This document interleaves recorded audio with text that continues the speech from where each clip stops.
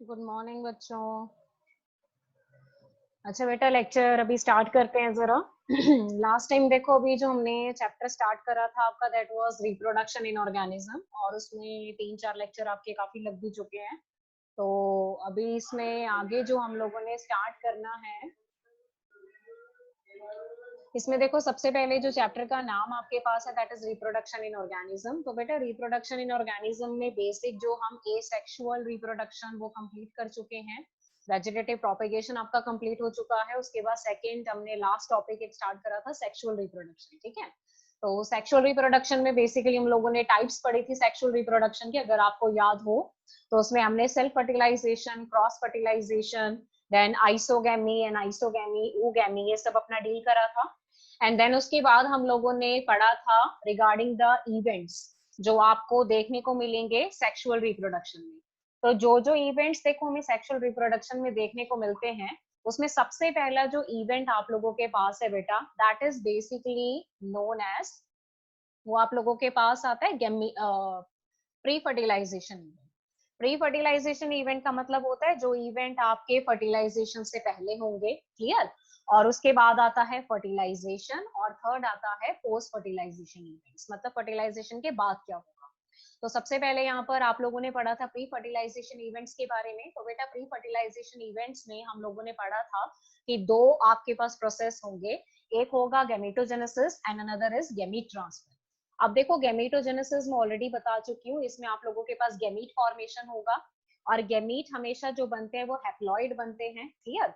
अब डिपेंड करता है कि ऑर्गेनिज्म आपके पास कैसा है। अगर आपको याद हो तो मैंने आपको बताया था कि अगर ऑर्गेनिज्म आपके पास हैप्लॉइड होगा तो जब वो गैमीट बनाएगा तो बाय माइटोसिस बनाएगा, और अगर ऑर्गेनिज्म डिप्लॉइड है तो जब वो गैमीट फॉर्मेशन करेगा तो उसकी बॉडी में मियोसिस होगा, क्योंकि मियोसिस में क्या होता है, reduction in the number of chromosome.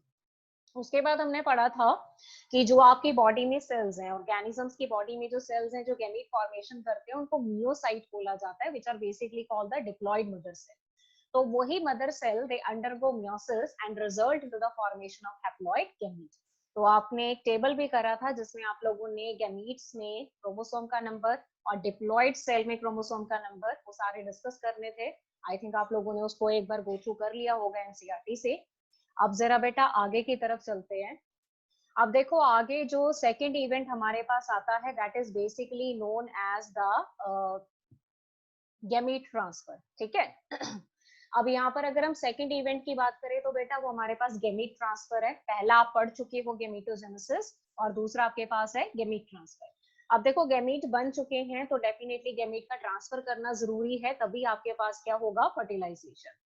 तो इसमें सबसे पहले बताते हैं कि मोस्ट ऑफ द ऑर्गेनिज्म, ज्यादातर ऑर्गेनिज्म में बेटा जो मेल गैमीट है वो बेसिकली आपके पास मोटाइल है, क्लियर। मेल गैमीट कैसा है, मोटाइल। और जो फीमेल गैमीट रहता है दैट इज नॉन मोटाइल।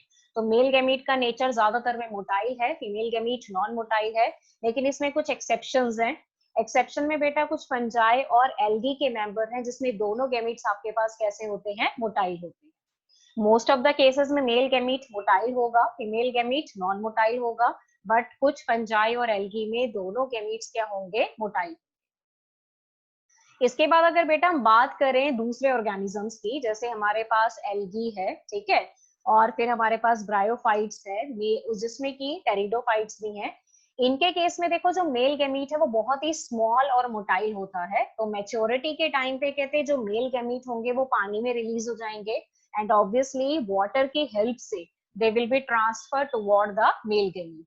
तो मतलब एल्गी, ब्रायोफाइट्स एंड टेरिडोफाइट के केस में जो वाटर है बेटा वो बेसिकली काम करता है मीडियम का, क्लियर। मीडियम का मतलब which help in the transfer of gamete, जो किसका ट्रांसफर करवाएगा, गैमीट का ट्रांसफर करवाएगा।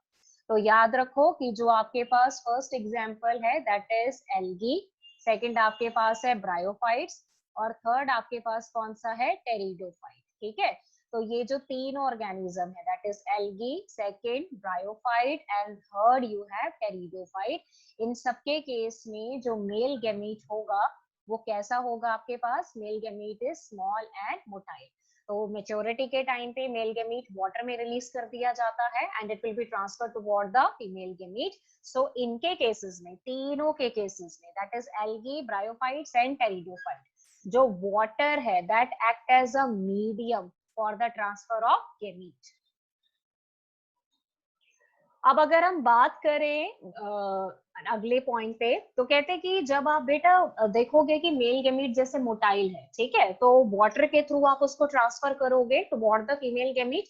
अब इसके लिए क्या होता है कि जो मेल गेमीट होते हैं they must be produced in the large, जो मेल गेमीट है उनको लार्ज नंबर में प्रोड्यूस किया जाता है, ताकि अगर जैसे उनको वाटर में रिलीज कर दिया जाए and they move toward the female gamete, so हो सकता है कि रास्ते में ऑन द वे बहुत सारे मेल गेमीट आपके डिस्ट्रॉय हो जाएं. क्लियर? तो ये जो मेल गेमीट बेटा डिस्ट्रॉय होंगे, इनमें बेसिकली हो सकता है कि सक्सेसफुल फर्टिलाइजेशन आगे जाके ना हो पाए. तो उसी रीजन की वजह से जो मेल गेमीट रिलीज होंगे वो लार्ज नंबर में रिलीज होंगे, ताकि अगर कुछ मेल गेमीट लॉस्ट भी हो जाते हैं तो इससे फर्टिलाइजेशन के ऊपर कोई इफेक्ट ना पड़े. तो फर्टिलाइजेशन को सक्सेसफुल बनाने के लिए हमेशा लार्ज नंबर में मेल गेमीट रिलीज किए जाएंगे. ठीक है? To compensate the loss of male gamete during their transport, उनको प्रोड्यूस किया जाता है 1000 टाइम्स, मतलब हैवी नंबर में, ताकि अगर ऑन द वे कुछ मेल गेमीट आपके लॉस्ट हो जाते हैं due to adverse environmental condition या प्रीडेटर की वजह से, तो एटलीस्ट कुछ मेल गेमीट बचेंगे जो जाके फीमेल गेमीट से फ्यूज करके it result into the fertilisation.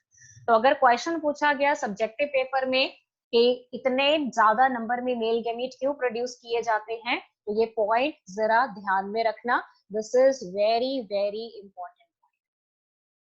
उसके बाद बेटा नेक्स्ट हम बात करते हैं फ्लावरिंग प्लांट्स की. फ्लावरिंग प्लांट्स में आपको पता है एंजियोस्पर्म्स आते हैं. ठीक है? तो अगर हम फ्लावरिंग प्लांट्स की बात करें which is known as angiosperm, तो इनके केस में आपको पता है कि मेल गेमीट जो है वो नॉन मोटाइल है. पढ़ा हुआ है भी आप लोगों ने प्लांट रिप्रोडक्शन में, पोलन ग्रेन्स पढ़े हैं ना, तो उसमें मेल गेमीट कैसे होते हैं? Non motile. तो अगर मेल गेमीट नॉन मोटाइल है और वो किसके अंदर बनते हैं बेटा? पोलन ग्रेन्स के अंदर. किसके अंदर बनते हैं? पोलन ग्रेन्स के अंदर. तो आप ये मान के चलो कि जो पोलन ग्रेन्स है वो एक तरह से कैरियर का काम करते हैं, बिकॉज वो मेल गेमीट को कैरी करेंगे. ठीक है? So they are called the carrier. और पोलन ग्रेन बेसिकली किसके अंदर प्रोड्यूस होते हैं? पोलन ग्रेन आपके प्रोड्यूस होंगे एंथर के अंदर. तो बेसिकली बेटा जो एंथर है, ठीक है, एंथर आपको पता है it actually represent the male sex organ in case of flower. इस एंथर के अंदर क्या प्रेजेंट होंगे? It actually contain the pollen grains. और पोलन ग्रेन के अंदर बेटा क्या प्रेजेंट होगा? It actually contain the male gamete. ठीक है? और ये मेल गेमीट का नेचर कैसा होगा? The male gamete is non motile in nature. तो अब अगर मेल गेमीट को देखा जाए वो नॉन मोटाइल है, तो ट्रांसफर तो होना ही होना है. ठीक है? तभी तो फर्टिलाइजेशन होगा. तो मेल गेमीट को ट्रांसफर किया जाता है to the stigma of the flower, जो मतलब फीमेल पार्ट होता है. आपको पता है ना, फीमेल पार्ट में ऊपर की तरफ ऐसे फ्लैट डिस्क होता है स्टिग्मा, फिर नीचे लॉन्ग पार्ट होता है स्टाइल, और उसके नीचे क्या होता है? ओवरी. कुछ ऐसा वाला पार्ट देखते हो ना आप फीमेल में. ठीक है?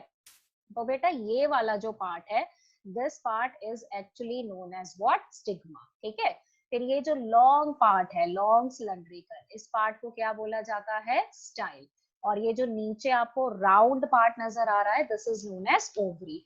तो जो मेल गेमीट होगा उसको यहाँ पर ट्रांसफर करना है. कहाँ पर? स्टिग्मा के ऊपर. तो डेफिनेटली इसके लिए जो फ्लावरिंग प्लांट्स है उनमें जो प्रोसेस होगा that is known as the pollination. कौन सा प्रोसेस है आपके पास? पॉलिनेशन. तो पॉलिनेशन आप ऑलरेडी बहुत डिटेल में पढ़ चुके हो कि with the help of the pollination कोई एजेंट है, जैसे इंसेक्ट है, विंड है, ठीक है, या एलिफेंट है, या आपके पास ह्यूमंस हैं, they somehow act as a agent जो पोलन ग्रेन का ट्रांसफर करते हैं. ठीक है? मेल गेमीट का ट्रांसफर करते हैं to the stigma of the flower, ताकि it result into successful fertilization. तो यानी कि अगर आप इन दोनों पॉइंट्स को बेटा ध्यान से देखो, पिछली स्लाइड में वापस लेके आ रही हूँ, जरा इसको ध्यान से देखो.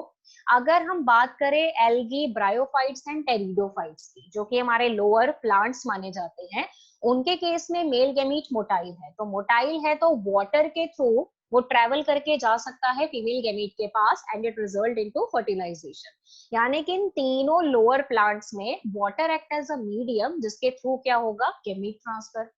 लेकिन अगर हम बात करें फ्लावरिंग प्लांट्स की, जैसे कि एंजियोस्पर्म्स है, तो उनके केस में मेल गैमीट कैसा होता है, नॉन मोटाइल।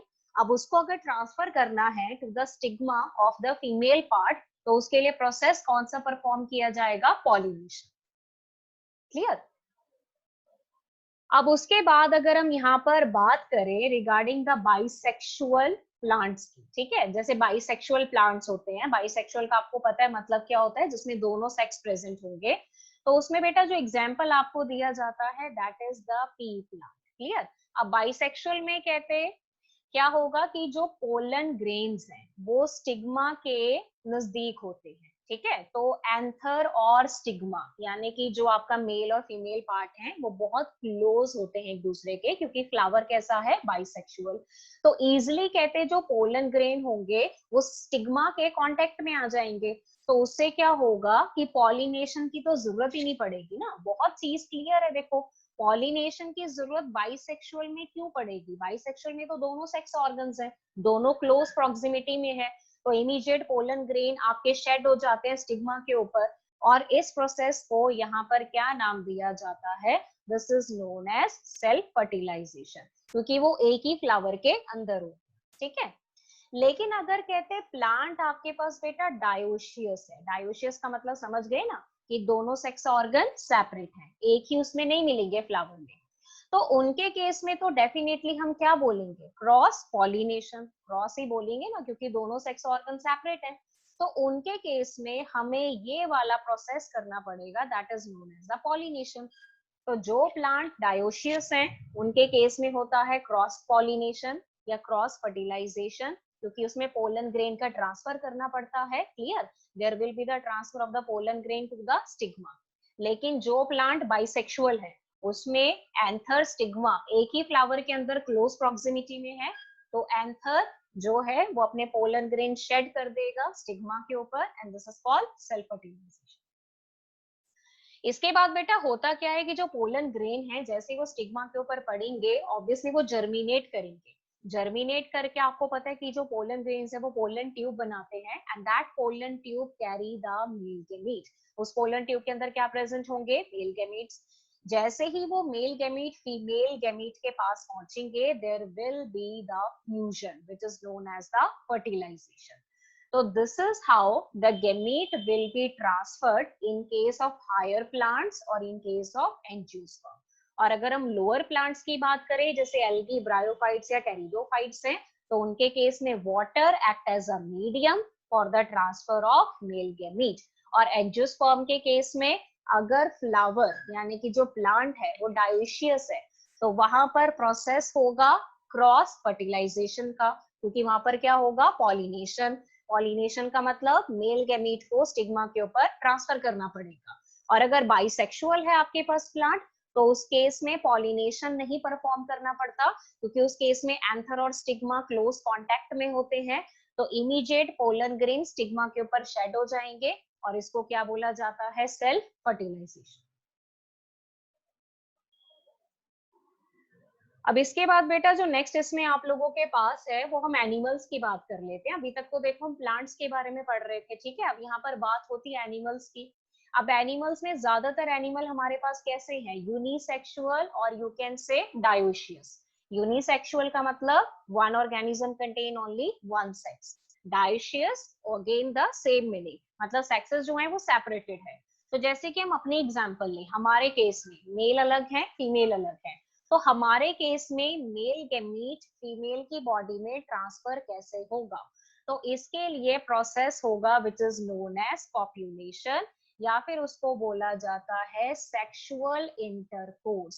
सेक्सुअल इंटरकोर्स या कॉप्यूलेशन का मतलब होता है कि जब मेल और फीमेल के बीच में सेक्सुअल कांटेक्ट होगा तो जो मेल है that will transfer the male gamete into the body of female. तो जो एनिमल्स हैं या जो ह्यूमंस हैं उनमें जो ट्रांसफर होगा वो होगा by a process and that process is known as what, population, which is also known as the sexual intercourse. Clear. तो ये आप लोगों ने याद रखना है प्लांट और एनिमल दोनों के केस में। तो मैं लास्ट बार एक बार फिर से रिपीट कर रही हूँ, lower plants algae, bryophyte, pteridophytes, इनके केस में मेल गैमीट है मोटाइल, तो इनमें water act as a medium for the transfer of the male gamete to the female gamete. अगर मैं हायर प्लांट्स की बात करूं लाइक एंजियोस्पर्म, तो उनके केस में मेल गैमीट कैसा है, नॉन मोटाइल, तो वहां पर एक प्रोसेस होगा पॉलिनेशन, जिसके थ्रू मेल गैमीट को स्टिग्मा के ऊपर ट्रांसफर किया जाएगा। क्लियर? तो इसमें आपको पॉलिनेटिंग एजेंट चाहिए है, तो pollinating agent can be the insect, can be the wind, ये आप ऑलरेडी पढ़ चुके हो प्लांट रिप्रोडक्शन। तीसरी बात, अगर आपके पास एनिमल्स हैं, यानी कि जो ह्यूमंस हैं, एनिमल्स हैं, उनमें ज्यादातर हमारे में यूनिसेक्सुअल फॉर्म प्रेजेंट है, one organism contain only one sex, तो इसमें जो मेल गैमीट है वो फीमेल की बॉडी में कैसे ट्रांसफर होंगे, by the process which is called copulation और सेक्सुअल इंटरकोर्स, जिसमें जो मेल गैमीट है व्हिच इज द स्पर्म, वो फीमेल की बॉडी में ट्रांसफर होगा, और स्पर्म का नेचर कैसा होता है यहाँ पर, मोटाइल, लेकिन फीमेल गैमीट यहाँ पर कैसा है, नॉन मोटाइल। अब आप लोगों के एनसीईआरटी में बेटा एक क्वेश्चन दिया हुआ है, इसी पैराग्राफ में अगर आप पढ़ोगे तो एक क्वेश्चन आपके पास है, what is essential for the most critical event in sexual reproduction, that is fertilization। कहते हैं कि फर्टिलाइजेशन को सेक्सुअल रिप्रोडक्शन का मोस्ट क्रिटिकल इवेंट माना जाता है, मतलब अगर फर्टिलाइजेशन नहीं होगा तो सेक्सुअल रिप्रोडक्शन हम बोल नहीं सकते। सेक्सुअल रिप्रोडक्शन तभी होती है व्हेन देयर इज फर्टिलाइजेशन। तो फर्टिलाइजेशन के लिए सबसे इंपॉर्टेंट चीज क्या है, सबसे इंपॉर्टेंट कंडीशन क्या है, तो सबसे इंपॉर्टेंट कंडीशन में आता है successful transfer and coming together of gametes, यानी कि जब तक गैमीट का ट्रांसफर नहीं होगा और जब तक गैमीट आपस में नजदीक नहीं आएंगे, क्लोज प्रॉक्सिमिटी में नहीं होंगे, तब तक फर्टिलाइजेशन जो है वो नहीं हो पाएगी। तो फर्टिलाइजेशन के लिए सबसे इंपॉर्टेंट कंडीशन क्या है, सबसे इंपॉर्टेंट कंडीशन कौन सी है, that is successful transfer and coming together of gamete. एक तो गैमीट का सक्सेसफुल ट्रांसफर और एक उनका नजदीक आना, ताकि वो आपस में फ्यूज हो सके, ये फर्टिलाइजेशन के लिए असेंशियल पॉइंट है, असेंशियल कंडीशन है। और अगर आपसे पूछा गया कि सेक्सुअल रिप्रोडक्शन का सबसे क्रिटिकल इवेंट कौन सा है, the most critical event in the sexual reproduction, then your answer will be fertilization. और फर्टिलाइजेशन के लिए इंपॉर्टेंट कंडीशन क्या है, successful transfer and coming together of gamete. तो ये बेटा आप लोगों ने करना था गैमीट ट्रांसफर के केस। अब इसमें देखो आपके पास फर्टिलाइजेशन आ जाता है, ठीक है। फर्टिलाइजेशन जो है वो बेसिकली आपके सेक्सुअल रिप्रोडक्शन का सेकंड इंपॉर्टेंट इवेंट माना जाता है। तो पहला इवेंट जो आप लोगों ने पढ़ा था that was pre fertilization event. तो प्री फर्टिलाइजेशन इवेंट में हम लोगों ने पढ़ा था कि एक तो गैमीटोजेनेसिस और एक आप लोगों के पास आता है गैमीट ट्रांसफर, ठीक है। और दूसरा जो हम लोगों ने इवेंट यहाँ पर स्टार्ट करा है that event is fertilization. So fertilization is the second event in sexual reproduction. And what is the other term for fertilization, syngamy, that is a fusion of gamete. तो फर्टिलाइजेशन को बेटा most critical event माना जाता है sexual reproduction में। Now this is very important point from competitive point of view, थोड़ा important है, इसको ध्यान में रखना कि कौन सा इवेंट सेक्सुअल रिप्रोडक्शन में मोस्ट क्रिटिकल माना जाता है, देन दैट इज फर्टिलाइजेशन। और फर्टिलाइजेशन में होगा क्या, फर्टिलाइजेशन में जो मेल और फीमेल गैमीट हैं both are haploid, so they fuse together. जब उनका फ्यूजन होगा तो हमारे पास बनेगा एक structure which is diploid zygote. Clear? कौन सा स्ट्रक्चर बनेगा हमारे पास, डिप्लॉयड जाइगोट। क्योंकि अगर आप मेल गैमीट देखो तो मेल गैमीट हमारे पास कैसा होता है, एन, एन मतलब हैप्लॉइड। अगर हम फीमेल गैमीट की बात करें तो फीमेल गैमीट भी हमारे पास कैसा होता है, इट इज अगेन एन। तो बेटा n प्लस n क्या हो गया, 2n। तो 2n का मतलब डिप्लॉयड कंडीशन, तो there is formation of diploid zygote. अब अगेन आप लोगों के पास एक क्वेश्चन है जो आपकी एनसीईआरटी में दिया है, this is very very important question आपके पास है कि where does the syngamy occur. Syngamy का मतलब क्या होता है? Fusion of gamete. सिन मतलब fusion, gamy word is coming from the gametes, तो गैमीट का फ्यूजन कहाँ होता है? ठीक है, अब देखो दो पॉइंट है बेटा, या तो कहते हैं गैमीट का फ्यूजन यानी कि जो फर्टिलाइजेशन है, हो सकता है कि वो फर्टिलाइजेशन बॉडी के अंदर हो, ठीक है, या फिर फर्टिलाइजेशन जो है वो बॉडी के बाहर हो। सिंपल सी बात है, या तो फर्टिलाइजेशन बॉडी के अंदर होगा या फिर वो बॉडी से बाहर होगा। अब अगर फर्टिलाइजेशन बॉडी से बाहर होता है तो उसको क्या बोला जाता है? External fertilisation. एक्सटर्नल का मतलब बाहर। और अगर फर्टिलाइजेशन बॉडी के अंदर है तो उसको क्या बोला जाता है? Internal fertilisation. तो fertilisation can be of two type, दो तरह की हो सकती है। एक कौन सी है? External fertilisation, second internal fertilisation. External का मतलब fusion of gametes outside the body, and what is internal fertilisation बेटा? Fusion of gametes inside the body. Clear? तो अब आप लोगों ने डिफरेंस देखना है between the external and the internal fertilisation. तो सबसे पहले एक्सटर्नल फर्टिलाइजेशन में क्या होगा? Syngamy outside the body and that is in the water. Syngamy मतलब फ्यूजन ऑफ गैमीट हो रहा है बॉडी से बाहर, और कहाँ हो रहा है? पानी में। So water act as a medium जिसमें फ्यूजन होगा गैमीट्स का। अब क्योंकि ये फ्यूजन बॉडी से बाहर है, ऑर्गेनिज्म की बॉडी के अंदर नहीं हो रहा, and that is called external fertilization. अगर आप इसमें एग्जाम्पल देखो तो बेटा एक एग्जाम्पल बोनी फिश है, सेकेंड एग्जाम्पल आपके पास है फ्रॉग। ठीक है, अब अगर एक्सटर्नल फर्टिलाइजेशन होना है तो देखो उसके लिए कंडीशन बहुत जरूरी है कि जो मेल और फीमेल गैमीट होंगे they both must be released at the same time in large number. एक तो देखो मेल गैमीट और फीमेल गैमीट दोनों बेटा सेम टाइम पे बाहर रिलीज होने चाहिए, तभी तो दोनों सक्सेसफुली फर्टिलाइज होंगे। और दूसरा लार्ज नंबर में रिलीज होने चाहिए, ताकि अगर कुछ गैमीट आपके डैमेज हो गए या due to adverse condition, due to predator, तो एटलीस्ट कुछ बचेंगे जो आपस में सक्सेसफुली फर्टिलाइज कर पाएंगे। तो ये कंडीशन है आपके पास, ये जरूरी है फॉर एक्सटर्नल फर्टिलाइजेशन। चौथा इंपॉर्टेंट पॉइंट है कि फर्टिलाइजेशन में जरूरी नहीं होता कि पेरेंट का कांटेक्ट हो। मतलब अगर आप एक्सटर्नल फर्टिलाइजेशन कर रहे हो बेटा, तो एक्सटर्नल फर्टिलाइजेशन में तो कंडीशन ये है कि दोनों गैमीट सेम टाइम पे रिलीज होने चाहिए बाहर, दैट्स इट। अब उसके लिए इट इज नॉट कंपल्सरी कि दोनों पेरेंट का आपस में कांटेक्ट होना भी जरूरी है। अगर मैं इंटरनल फर्टिलाइजेशन की बात करूं बेटा, तो इंटरनल फर्टिलाइजेशन का सीधा सा मतलब है कि जो सिनगैमी होगी वो बॉडी के अंदर होगी, that is inside the body. Most common example animals, humans आप ले सकते हो, ठीक है, जैसे रेप्टाइल्स हैं, बर्ड्स हैं, मैमल्स हैं, इवन जो आपके हायर प्लांट्स हैं जैसे एंजियोस्पर्म्स है। अब इनके केस में जनरली क्या होता है कि मेल गैमीट बेटा मोटाइल होता है, जिसमें आप एनिमल्स और ह्यूमंस का एग्जांपल ले सकते हो। Mail gamete is called sperm और उसका नेचर कैसा है? मोटाइल। तो अगर वो मोटाइल है तो definitely it will reach to the egg और वहां पर हमारे पास क्या होगा? फ्यूजन। अब इसके लिए कंडीशन क्या रहती है कि जो स्पर्म्स होते हैं यानी कि जो मेल गैमीट हैं, they must be produced in the large number. वो लार्ज नंबर में प्रोड्यूस्ड होते हैं क्योंकि ultimately male gamete has to travel toward the female gamete, तो male gamete must be produced in the large number. क्योंकि female gamete हमारे में बेटा नॉन मोटाइल है, एक तरीके से स्टैटिक माना जाता है, तो ऑब्वियसली जो फीमेल गैमीट है उसका नंबर यहाँ पर कंपैरेटिवली क्या हो जाता है? रिड्यूस्ड। इवन अगर आप ह्यूमंस की बात करो तो ह्यूमन के केस में देखो जो मेल है वो मिलियंस ऑफ स्पर्म प्रोड्यूस्ड करते हैं एक ही बारी में, लेकिन जो फीमेल है वो एक मंथ में सिर्फ एक ही एग प्रोड्यूस करती है नॉर्मली।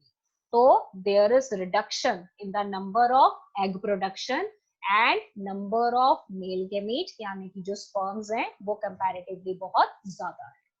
और अगर बेटा इंटरनल फर्टिलाइजेशन होगा तो डेफिनेटली उसके लिए दो पेरेंट आपस में कांटेक्ट बनाएंगे, क्योंकि दोनों जब तक कांटेक्ट नहीं बनाएंगे तब तक मेल गैमीट फीमेल की बॉडी में ट्रांसफर नहीं हो सकता। लेकिन अगर आप हायर प्लांट्स की बात करो जैसे कि एंजियोस्पर्म्स है, तो उनमें कांटेक्ट की जरूरत नहीं होती, क्योंकि वहां पर ये काम करता है पॉलिनेटिंग एजेंट, विच में बी विंड, विच में बी इंसेक्ट, और विच में बी एनी अदर एनिमल, जो कि मेल गैमीट को ट्रांसफर करता है to the stigma of the female sex organ. ठीक है, तो ये आप लोगों के पास आ जाता है difference between the external fertilization and internal. तो एक्सटर्नल फर्टिलाइजेशन कहाँ होती है? बॉडी से बाहर, ठीक है, और इंटरनल कहाँ होती है? बॉडी के अंदर। एग्जाम्पल्स याद रख लो एंड इंपॉर्टेंट पॉइंट्स आपने याद रख। तो बेटा इस हिसाब से जो सेक्सुअल रिप्रोडक्शन में सेकंड मोस्ट क्रिटिकल इवेंट है, which is the most critical event of sexual reproduction, वो माना जाता है फर्टिलाइजेशन। तो पहला इवेंट आप लोगों ने पढ़ा था प्री फर्टिलाइजेशन, जिसमें हमने करा था gametogenesis and gamete transfer. Second आप लोगों ने पढ़ा फर्टिलाइजेशन, जिसमें फ्यूजन होगा मेल एंड फीमेल गैमीट्स का, क्लियर, और आपके पास बनेगा डिप्लॉयड जाइगोट। और उसके बाद थर्ड जो आप पढ़ते हो वो पोस्ट फर्टिलाइजेशन इवेंट है। पोस्ट फर्टिलाइजेशन का नाम से क्लियर है कि उसमें जो भी होगा वो फर्टिलाइजेशन के बाद होगा। अब अगर आप ध्यान से बेटा अपनी स्क्रीन पे देखो तो स्क्रीन पे आपको कुछ क्वेश्चंस नजर आ रहे होंगे। ये क्वेश्चंस आप लोगों ने करने हैं प्रैक्टिस, क्योंकि सम टाइम ये ऑब्जेक्टिव फॉर्म में आपसे पूछ लिए जाते हैं या सब्जेक्टिव पेपर में भी आ सकते हैं। तो सबसे पहले इसमें लिखा है what is the disadvantage of external fertilization. आपसे पूछा गया क्वेश्चन कि एक्सटर्नल फर्टिलाइजेशन का डिसएडवांटेज क्या है बेटा। तो आई थिंक अब बहुत हद तक आपको क्लियर हो गया होगा कि what is the disadvantage of external fertilization। फिर सेकंड आपसे पूछते हैं कि what is the advantage of internal fertilization। Internal fertilization का एडवांटेज बताना है बेटा आपने, ठीक है। और थर्ड क्वेश्चन आपके पास है why meiosis and gametogenesis are always interlinked। कि जब आप गैमेटोजेनेसिस देखते हो ना, गैमेटोजेनेसिस का मतलब क्या होता है? गैमीट फॉर्मेशन, ठीक है। तो ज्यादातर ऑर्गेनिज्म कैसे होते हैं? डिप्लॉयड। अब अगर उन्होंने हैप्लॉइड गैमीट बनाने हैं तो ऑब्वियसली कौन सा डिवीजन होगा? मियोसिस। तो डिप्लॉयड ऑर्गेनिज्म जब हैप्लॉइड गैमीट बनाते हैं वो थ्रू मियोसिस बनाते हैं। तो अब आप ये स्टेटमेंट को थोड़ा एक्सप्लेन करोगे कि मियोसिस और गैमेटोजेनेसिस दोनों इंटरलिंक्ड क्यों है, मतलब दोनों आपस में क्यों जुड़े हैं, ठीक है। मतलब why meiosis is required at the time of gametogenesis. इसको आपने थोड़ा सा बेटा एक्सप्लेन करना है। तो ये तीन क्वेश्चंस हैं आपके पास, ये तीनों आपके काइंड ऑफ सब्जेक्टिव क्वेश्चंस हैं। आप अपना करके रखना, नेक्स्ट लेक्चर में इन तीनों क्वेश्चंस को हम डिस्कस करेंगे। अब बेटा जो लास्ट इवेंट इसमें आता है ना आप लोगों के पास, that is a post fertilisation. ठीक है, पहला आपने कौन सा पढ़ा था? Pre fertilisation. सेकंड आपने कौन सा पढ़ा था? फर्टिलाइजेशन। अब थर्ड आपके पास आता है यहाँ पर पोस्ट फर्टिलाइजेशन इवेंट। अब पोस्ट फर्टिलाइजेशन में देखो क्या होगा। पोस्ट फर्टिलाइजेशन का मतलब होता है फर्टिलाइजेशन के बाद। अब फर्टिलाइजेशन के बाद क्या है? हमारे पास जाइगोट बन चुका है जो कि डिप्लॉयड है, ठीक है। अब उसमें क्या क्या होगा? पहली बात तो बेटा यहाँ पर हमारे पास हो गया जाइगोट का फॉर्मेशन, और फिर हमारे पास है एम्ब्रियोजेनेसिस। अब एम्ब्रियोजेनेसिस में you have a word that is embryo. Embryo word is basically a structure which is multicellular, ठीक है। जेनेसिस का मतलब होता है फॉर्मेशन। तो यहाँ पर हमारे पास क्या होगा? Embryo formation, clear. तो सबसे पहले जरा जाइगोट की बात कर लेते हैं।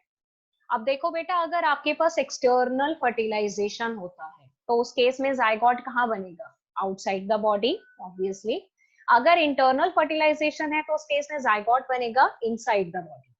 तो अब जो बेटा जाइगोट की डेवलपमेंट है, मतलब जाइगोट आगे जाके कैसे डेवलप होगा, वो डिपेंड करता है कि आपके पास ऑर्गेनिज्म कैसा है एंड वो कैसे एनवायरमेंट में रहता है। तो जैसे कि यहाँ पर सबसे पहला एग्जाम्पल हम लोग डिस्कस करेंगे, that example is in case of algae and fungi. अब देखो होता क्या है, ज्यादातर एल्गी और फंजाई में मैंने आपको बताया था कि अगर एडवर्स एनवायरमेंटल कंडीशन आती है तो जाइगोट क्या करता है? It will develop a thick wall around itself, ठीक है।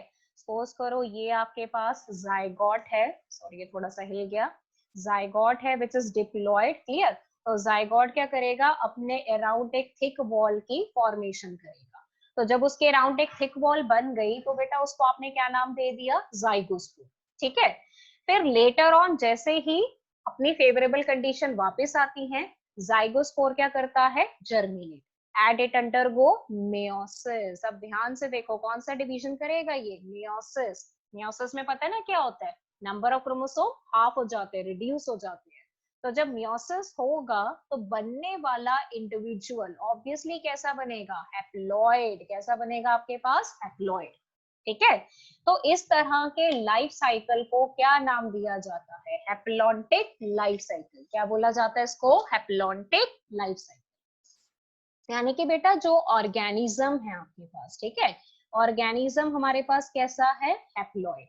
उस ऑर्गेनिज्म ने आगे जाके किसका फॉर्मेशन करना है, गैमीट का। तो ये हमारे पास जो गैमीट बनेंगे, सॉरी वो भी कैसे बनेंगे आपके पास, हैप्लॉइड। अच्छा, हैप्लॉइड गैमीट जब आपस में फ्यूज हुए तो हमारे पास क्या बना, जाइगोट बना। जाइगोट का नेचर कैसा है हमारे पास, zygote is diploid in nature. तो इस डिप्लॉयड जाइगोट ने आगे जाके कौन सा डिवीजन करा, मेयोसिस। तो ऑब्वियसली जो ऑर्गेनिज्म बनेगा उसमें नंबर ऑफ क्रोमोसोम क्या हो जाएंगे, हाफ, रिड्यूस। तो मतलब वो कैसा बना, हैप्लॉइड। अब आप देखो कि इस ऑर्गेनिज्म के पूरे लाइफ साइकिल में अगर मैं खुद ऑर्गेनिज्म की बात करूं तो वो मेरे पास क्या है, हैप्लॉइड। अगर मैं गैमीट की बात करूं तो गैमीट भी आप कैसे बनाते हो, हैप्लॉइड। ठीक है, लेकिन जो आपके पास जाइगोट बनता है वो कैसा बनता है, डिप्लॉइड। तो पूरे लाइफ साइकिल में बेटा डिप्लॉइड कौन है, डिप्लॉइड सिर्फ जाइगोट है। खुद ऑर्गेनिज्म कैसा है, हैप्लॉइड। गैमीट कैसे हैं, हैप्लॉइड। लेकिन जाइगोट कैसा है, डिप्लॉइड। तो लाइफ साइकिल का जो मैक्सिमम पार्ट है वो कैसा है, हैप्लॉइड, क्योंकि ऑर्गेनिज्म खुद हैप्लॉइड है, फिर उसके गैमीट हैप्लॉइड हैं, लेकिन सिर्फ जाइगोट क्या है, डिप्लॉइड। तो मैक्सिमम मेजर पार्ट जो लाइफ साइकिल का है वो किससे रिप्रेजेंट हो रहा है, it is represented by haploid. Organism haploid, gamete haploid. तो इस वजह से ओवरऑल बेटा लाइफ साइकिल को क्या नाम दिया जाता है, हैप्लॉन्टिक लाइफ साइकिल। क्योंकि लाइफ साइकिल में जो मेजर पार्ट है वो हैप्लॉइड है, सिर्फ जाइगोट क्या है आपके पास, diploid. So that is why the type of the life cycle is called haplontic life cycle. किसके केस में मिलेगा आपको, it is present in case of algae and fungi.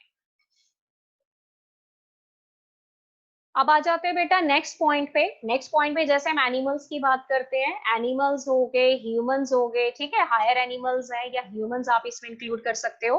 अब हमारे केस में क्या होता है कि जो जाइगोट है उसमें कोई रेस्टिंग स्टेज नहीं आती। कहने का मतलब कि जैसे ही जाइगोट बनेगा, बनते ही वो इमीडिएट क्या करता है, माइटोसिस करता है।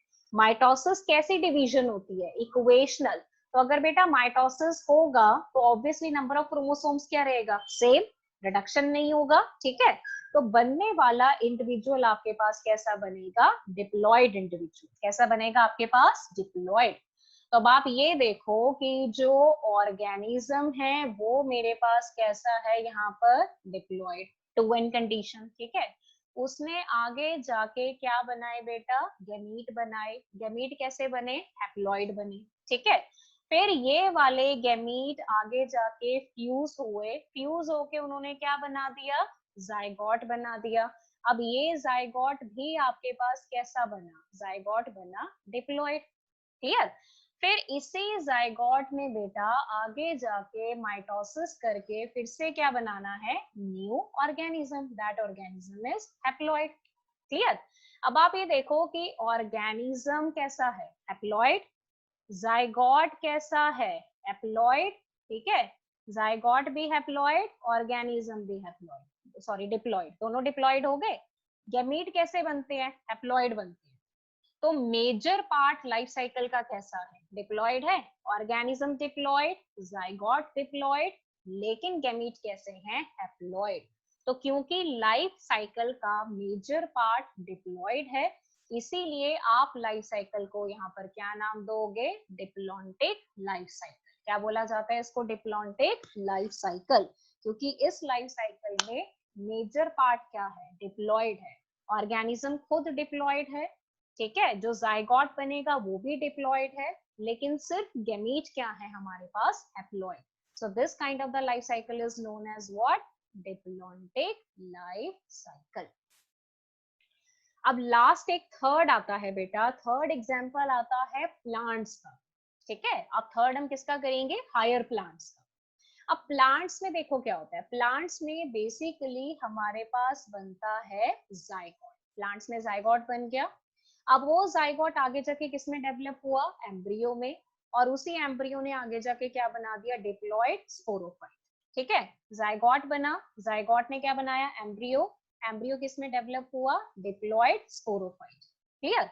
Now this sporophyte produce the spore. ये स्पोरोफाइट आगे जाके क्या प्रोड्यूस करेगा, स्पोर प्रोड्यूस करेगा. लेकिन किस डिवीजन के through, the spore will be produced by the meiosis. इसके थ्रू प्रोड्यूस्ड होंगे, मियोसिस के थ्रू. तो डेफिनेटली बेटा जो स्पोर्स हैं उनका नेचर क्या होगा, हैप्लॉइड. कैसा नेचर होगा, हैप्लॉइड. अब ये हैप्लॉइड स्पोर आगे जाके प्रोड्यूस करते हैं हैप्लॉइड गेमीटोफाइट. क्या प्रोड्यूस करते हैं, हैप्लॉइड गेमीटोफाइट. और ये गेमीटोफाइट आगे जाके क्या बनाता है, गेमीट्स. एंड देन गेमीट आपस में फ्यूज करके क्या बनाएंगे, जाइगोट. क्लियर. अब आप ये देखो कि अगर मैं इसका लाइफ साइकिल देखूं बेटा, तो लाइफ साइकिल में हमारे पास देखो जाइगोट बना, सपोज करो हमारे पास ये क्या है, हमारा जाइगोट. कौन सी कंडीशन है, 2 है. ठीक है. अब इसी जाइगोट ने आगे जाके क्या करना है, स्पोरोफाइट बनाना है. ठीक है, तो स्पोरोफाइट भी हमारे पास कैसा बनेगा, डिप्लॉयड. कैसा बनेगा हमारे पास, डिप्लॉयड स्पोरोफाइट. अब उस डिप्लॉयड स्पोरोफाइट ने आगे जाके क्या बनाने हैं, स्पोर बनाने हैं. कौन सी डिवीजन के थ्रू, मियोसिस. तो स्पोर का बेटा नेचर, नेचर कैसा होगा यहाँ पर, हैप्लॉइड. कैसा नेचर होगा, हैप्लॉइड. हैप्लॉइड स्पोर आगे जाके क्या बनाते हैं, हैप्लॉइड स्पोर आगे जाके गेमीटोफाइट बनाते हैं. अब क्योंकि हैप्लॉइड स्पोर ने जर्मिनेट करके गेमीटोफाइट बनाना है, तो डेफिनेटली गेमीटोफाइट का नेचर भी कैसा होगा, हैप्लॉइड. फिर ये गेमीटोफाइट आगे जाके क्या प्रोड्यूस करेंगे, गैमीट्स. अब गेमीटोफाइट खुद हैप्लॉइड है, तो गैमीट भी कैसे बनेंगे, हैप्लॉइड गैमीट. तो ये हमारे पास बन गए हैप्लॉइड गैमीट. फिर ये गैमीट आपस में फ्यूज करेंगे और फिर से हमारे पास क्या बनेगा, डिप्लॉयड जाइगोट. तो ये हमारे पास बन गया डिप्लॉयड जाइगोट. ठीक है. अब आप इनके पूरे लाइफ साइकिल को देखो जरा, ऊपर से लेके नीचे तक. ये हमारे पास क्या था, डिप्लॉयड जाइगोट. उसने आगे जाके क्या बनाया, डिप्लॉयड स्पोरोफाइट. स्पोरोफाइट ने आगे जाके क्या बनाए, हैप्लॉयड स्पोर. हैप्लॉयड स्पोर ने क्या बनाया, हैप्लॉयड गेमीटोफाइट. हैप्लॉयड गेमीटोफाइट ने क्या बनाए, हैप्लॉयड गेमीट. उन्होंने फिर से फ्यूज होके क्या बना दिया, डिप्लॉयड जाइगोट. तो क्या हो रहा है, लाइफ साइकिल में डिप्लॉयड हैप्लॉयड ऑलमोस्ट क्या चल रहे हैं, बराबर. डिप्लॉयड भी बन रहा है प्रॉपर, प्रॉपर हैप्लॉयड भी बन रहा है. इसीलिए बेटा लाइफ साइकिल को यहाँ पर नाम दिया जाता है डिप्लो हैप्लॉन्टिक लाइफ साइकिल. कि इनके लाइफ साइकिल में आपको डिप्लॉयड फॉर्म भी मिलेगा, ठीक है, ऑलमोस्ट, और आपको एक और क्या मिलेगा, हैप्लॉयड फॉर्म. तो डिप्लॉयड हैप्लॉयड ऑलमोस्ट बराबर मिल रहे हैं, तो this is called Diplo haplontic. ठीक है. और अगर हम एनिमल्स की यानी कि हमारी बात करें, तो हमारे केस में मैक्सिमम पार्ट लाइफ साइकिल का डिप्लॉयड है. तो हमारा लाइफ साइकिल कैसा हो गया, डिप्लॉन्टिक लाइफ साइकिल. और अगर मैं बात करूं एल्गी एंड फंजाई की, तो एल्गी एंड फंजाई के केस में ज्यादातर पार्ट लाइफ साइकिल का हैप्लॉयड है. तो उनका लाइफ साइकिल कैसा हो गया, हैप्लॉन्टिक. तो एक हैप्लॉन्टिक, देन सेकेंड डिप्लॉन्टिक, और थर्ड इज डिप्लो हैप्लॉन्टिक. ठीक है. तो अब जाइगोट आपको कौन सा लाइफ साइकिल शो करेगा, मे बी हैप्लॉन्टिक शो करे, या डिप्लॉन्टिक शो करे, या फिर डिप्लो हैप्लॉन्टिक शो करे. अब वो बेटा डिपेंड करता है कि ऑर्गेनिज्म किस टाइप का है और उसका इन्वायरमेंट कैसा है. अगर तो एल्गी एंड फंजाई है, तो उसमें हमें कौन सा मिलता है, हैप्लॉन्टिक लाइफ साइकिल. अगर एनिमल्स हैं या ह्यूमंस हैं, तो उनमें कौन सा होता है, डिप्लॉन्टिक लाइफ साइकिल। और अगर आपके पास प्लांट्स हैं तो प्लांट्स में कैसा होता है, डिप्लोहैप्लॉन्टिक लाइफ साइकिल। क्लियर। तो ये अब पोस्ट फर्टिलाइजेशन इवेंट में हमारे पास बनता है zygote and then zygote develops into the embryo, और वही एम्ब्रियो आगे जाके क्या बनाता है, न्यू ऑर्गेनिज्म। लेकिन जाइगोट कौन सा लाइफ साइकिल फॉलो करेगा, वो डिपेंड करता है टाइप ऑफ ऑर्गेनिजम्स के ऊपर। So it can be haplontic, it can be diplontic, और it can be diplohaplontic life cycle.